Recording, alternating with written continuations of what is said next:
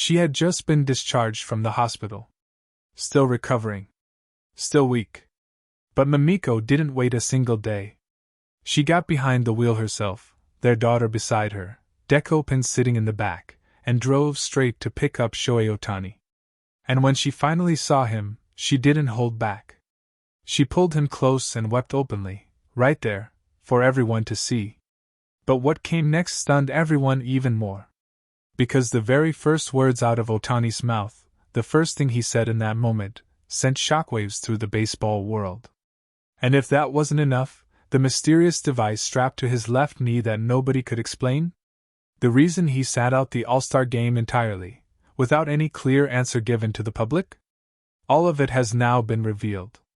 Today, we're breaking down everything, what it means, what it tells us about Ohtani the man, and what it means for the rest of this season.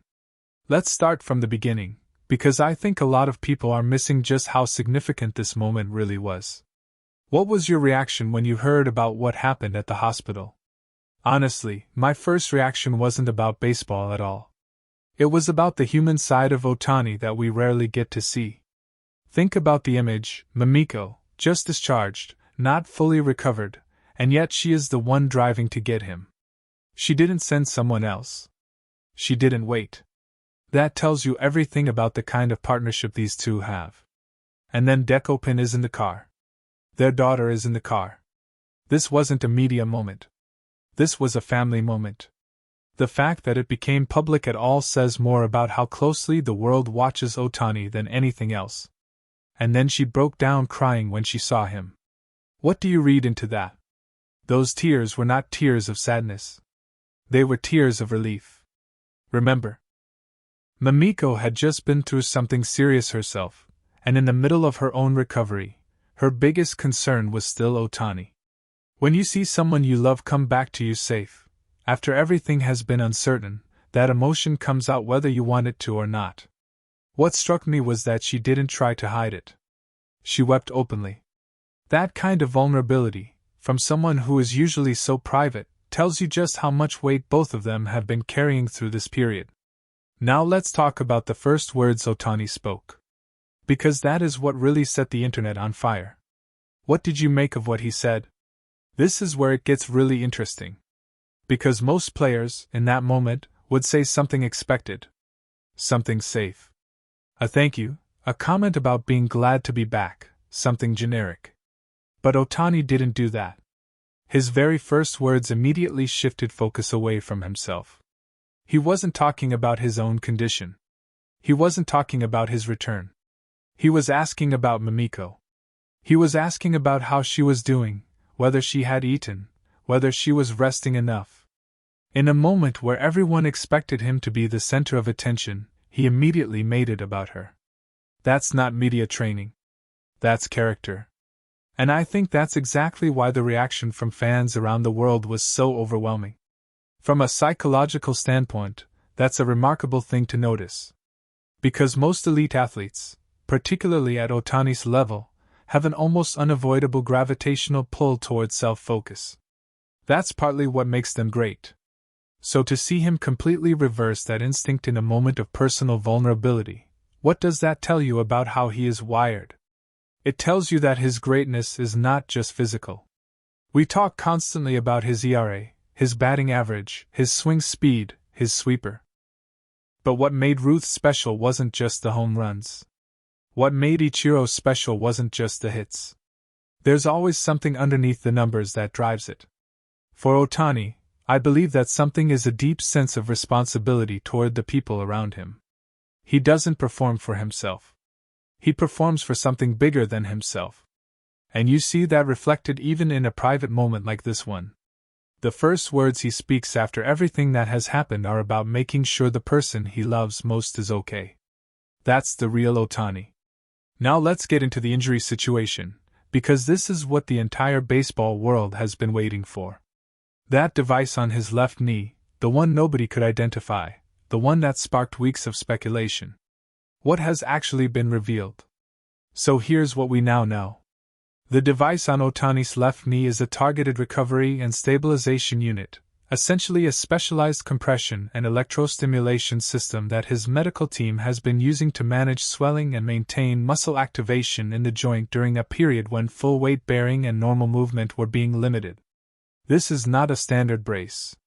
This is not something you see on a typical injured player.